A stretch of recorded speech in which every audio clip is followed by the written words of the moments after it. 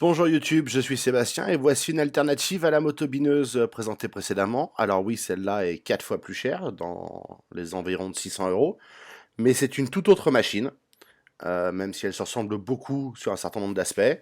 Le moteur est quasiment le même de toute façon, donc ça fait pas une grosse différence. Enfin, j'ai pas vraiment, à part le carénage, les différences moteurs, je suis pas convaincu.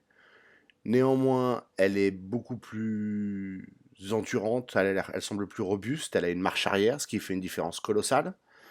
Et surtout à l'usage, elle motobine infiniment mieux que l'autre. Elle résiste mieux, elle patine pas, elle s'arrête pas. Alors par contre, la tenir, s'il y a des cailloux et des résistances, c'est sport.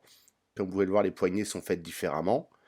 En haut, c'est l'avant et en bas, c'est la marche arrière. Pas facile à activer, mais tellement pratique pour sortir de la terre. Et comme je ne vais pas vous représenter une motobineuse entièrement, puisque c'est quasiment la même chose, elle a même le même système d'élargissement où on peut mettre 6 patins au lieu de 6, enfin 6 lames au lieu de 4. Je vais vous montrer la différence de fonctionnement. Vous m'avez vu motobiner avec l'autre. Le sol est le même, même si c'est pas exactement au même endroit. Il y a des cailloux, la terre est tassée depuis une éternité. Le labrador est passionné par ce qui se passe.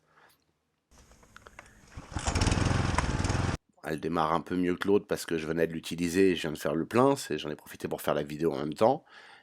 Et quand vous regardez, vous la voyez s'enfoncer et me massacrer beaucoup plus les bras euh, parce qu'elle s'arrête pas, parce que la lame ne s'arrête pas, elle tourne, elle fonctionne. J'ai pas réussi à la bloquer une seule fois et elle creuse la terre très efficacement. Donc, au final, si vous voulez motobiner un petit jardin, l'autre peut faire l'affaire pour un petit potager. Mais si vous voulez retourner la terre pour pouvoir la lisser ou Dieu sait ce que vous voulez faire avec, moi c'est pour pouvoir poser la terrasse et donc lisser le sol avant de mettre le sable et le géotextile. Il vaut mieux en louer une comme ça pendant une demi-journée ou une journée que passer 3 jours avec l'autre et l'acheter.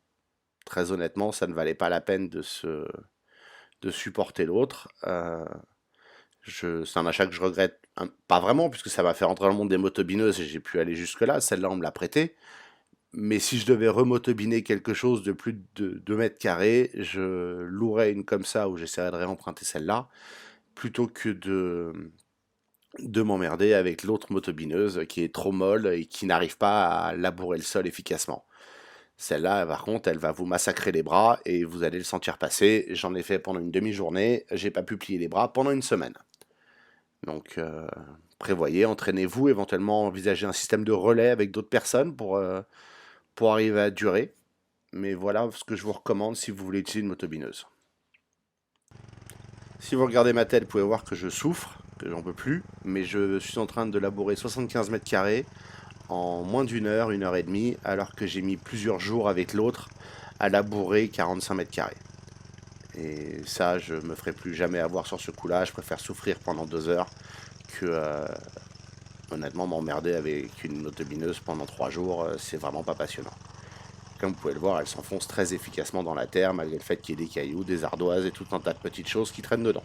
Merci d'avoir suivi cette vidéo, n'oubliez pas de vous abonner et de la liker si elle vous a été utile. Vous pouvez me poser des questions dans les commentaires si vous en avez.